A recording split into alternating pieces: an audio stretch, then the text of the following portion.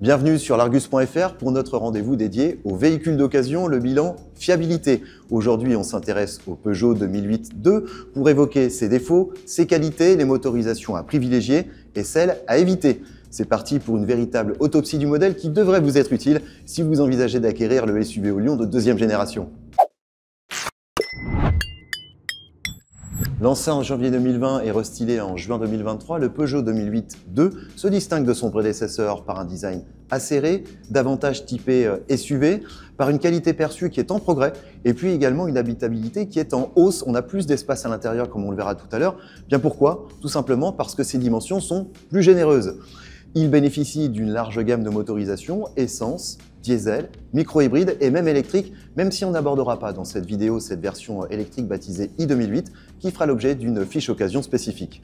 En essence, l'énergie qui rassemble le plus d'annonces en occasion, le 2008-2 fait appel aux 3 cylindres essence, 1 litre de PureTech qui a été décliné en 3 niveaux de puissance, 110, 130 et 155 chevaux. Un bloc qui a beaucoup fait parler de lui pour des problèmes récurrents de surconsommation d'huile et d'usure prématurée de sa courroie de distribution, 2 problèmes qui sont pris en charge par le constructeur, comme on le verra tout à l'heure. Côté diesel, on retrouve le 1,5 L Blue HDI qui a été décliné en version de 100, 110 et 130 chevaux. Il pâtit de défauts affectant sa distribution, mais également son réservoir durée, 2 problèmes qui ont eux aussi été garantis par le constructeur, comme on le verra par la suite. Lancée en janvier 2024, la version micro-hybride de 136 chevaux de notre modèle de présentation est équipée de la 3e génération du 1,2 litre essence. Elle présente l'avantage de se doter d'une chaîne de distribution, même si elle a été victime de pépins de jeunesse, souvent corrigés dans le cadre d'actions de rappel. Passons maintenant aux atouts et aux faiblesses du 2008-2. Premier point positif, son habitabilité elle est en net progrès par rapport à son prédécesseur. Grâce à des dimensions qui sont en hausse, il mesure maintenant 4,30 m de long, c'est 14 cm de plus en longueur pour 1,77 m de large et 1,55 m de haut. Une croissance qui fait de lui l'un des plus grands de sa catégorie. Son coffre n'est pas en reste avec une belle valeur de 434 litres sous tablette et de 1496 litres une fois la banquette rabattue. Deuxième atout, sa présentation intérieure avec une planche de bord qui se montre très proche de celle du 3008-2 qui en met plein la vue. Et la finition se montre valorisante grâce à l'emploi de matériaux qualitatifs dans l'habitacle, ce qui montre de la part de Peugeot une vraie volonté de monter en gamme. Et il dispose de rangements un peu partout dans l'habitacle, bien pensés et suffisamment grands pour être utiles. Troisième qualité à souligner, son confort.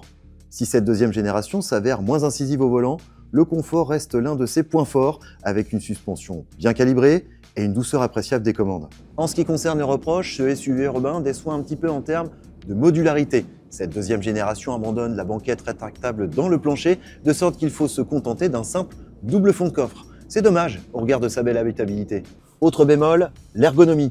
Mis à part 2 rangées de raccourcis sur la console centrale, pour le dégivrage, la ventilation ou encore le verrouillage centralisé, eh bien il est nécessaire de manipuler l'écran tactile central pour commander de nombreuses fonctions usuelles du véhicule. Ce n'est pas très pratique à l'usage. Enfin, son comportement routier ne fait plus office de référence dans la catégorie. Ce deuxième opus du 2008 est moins vif et moins agile que son prédécesseur et ne procure plus le même plaisir au volant, le même toucher de route caractéristique d'une Peugeot. Mais rassurez-vous, le SUV au lion n'a rien perdu de son efficacité. Passage au studio de l'Argus pour aborder la fiabilité, un sujet qui fâche en ce qui concerne le 2008. Nous abordons ici les principaux problèmes, mais vous retrouverez tous les défauts et rappels dont le modèle a fait l'objet dans notre fiche occasion détaillée sur le site l'Argus.fr, dont le lien s'affiche sur votre écran.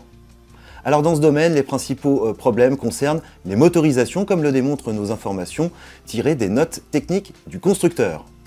En essence, la deuxième génération du 1 litre de PureTech, connue sous le nom de code EB2, cumule les soucis de fiabilité. Parmi eux, citons tout d'abord des phénomènes de manque de puissance, d'allumage du voyant de pression d'huile ou de perte d'assistance au freinage en raison de l'usure prématurée de la courroie de distribution jusqu'en juin 2022. La solution, remplacer la courroie de distribution, voire la pompe à huile et à vide, et dans le pire des cas, le moteur complet. Face à l'ampleur du phénomène et au coût des réparations, Peugeot a mis en place une extension de garantie jusqu'à 10 ans ou 175 000 km. Autre problème majeur, la surconsommation d'huile du moteur jusqu'en février 2023.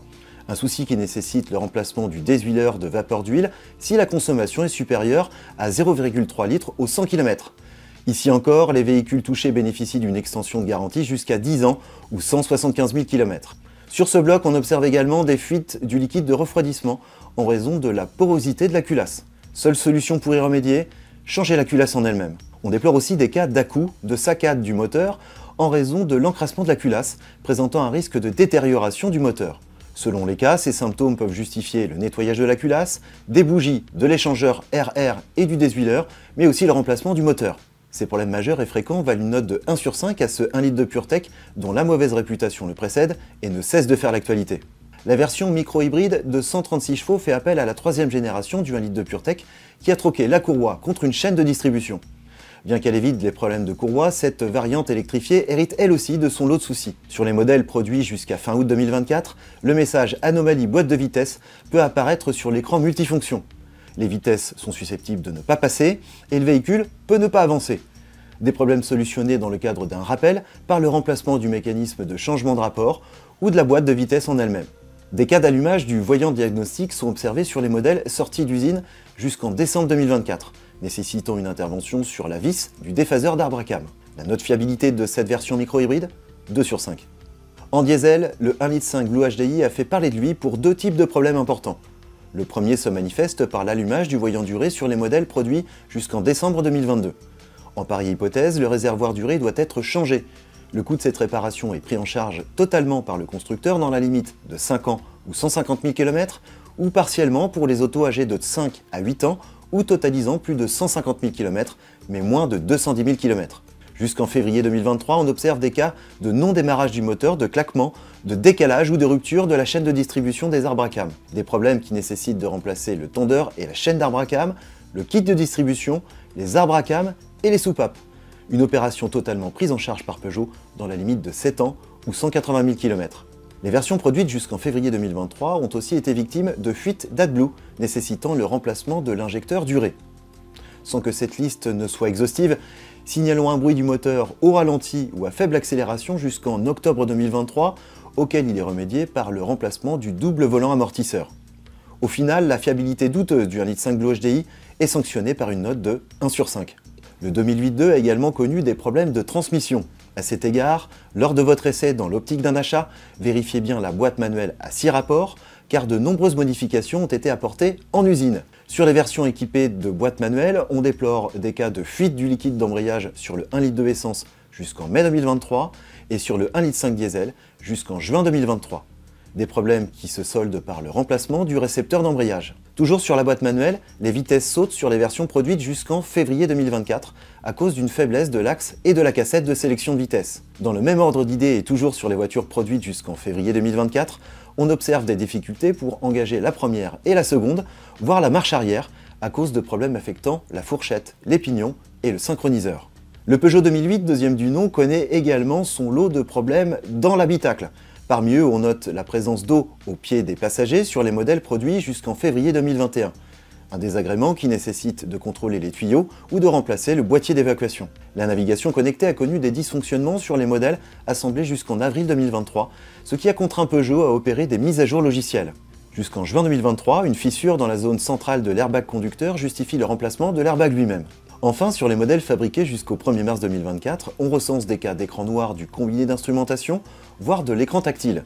Dans ce cas, c'est le boîtier de supervision de radiofréquence qui est à changer. Quelques défauts relatifs à la carrosserie sont également présents sur le modèle, de sorte qu'avant d'acheter, un petit tour du véhicule s'impose. Sur les voitures sorties d'usine jusqu'en juillet 2022, le haillon arrière a tendance à ne pas s'ouvrir, ce qui nécessite de changer le contacteur. Jusqu'en janvier 2023, il est parfois impossible de fermer la trappe à carburant. Un problème agaçant solutionné par le remplacement de l'actionneur. Enfin, les voitures fabriquées jusqu'en juillet 2023 ont été victimes de dégradations en périphérie des feux arrière. Seul moyen d'y remédier, changer les feux en question. Voici l'heure du bilan. Vous l'avez compris, ce Peugeot 2008-2 est bourré d'atouts avec sa présentation intérieure valorisante, son habitabilité digne d'une petite familiale et ses prestations routières toujours bien placées dans la catégorie. Mais ses moteurs, essence, diesel et même hybride souffrent de problèmes de fiabilité qui tirent ses prix vers le bas en occasion face à ses concurrents, les Renault Captur, Citroën C3 Aircross ou encore Ford Puma. Nous lui attribuons une note globale fiabilité de 2 sur 5 et nous avons pris le parti à l'Argus de ne pas vous conseiller de version en particulier tant les problèmes fourmillent sur toutes les déclinaisons du modèle. Si vous envisagez néanmoins de l'acheter, nous vous conseillons de vérifier la réalisation des actions de rappel sur le véhicule, son éligibilité aux extensions de garantie du constructeur et de privilégier une version restylée qui sera débarrassée des soucis de jeunesse du modèle. Si vous voulez aller plus loin, je vous invite à vous rendre sur le site largus.fr pour consulter la fiche occasion détaillée de cette voiture et à nous faire part de votre expérience via notre boîte mail qualité-fiabilité qui s'affiche sur votre écran. Quant à moi, je vous dis à très bientôt pour un prochain bilan fiabilité.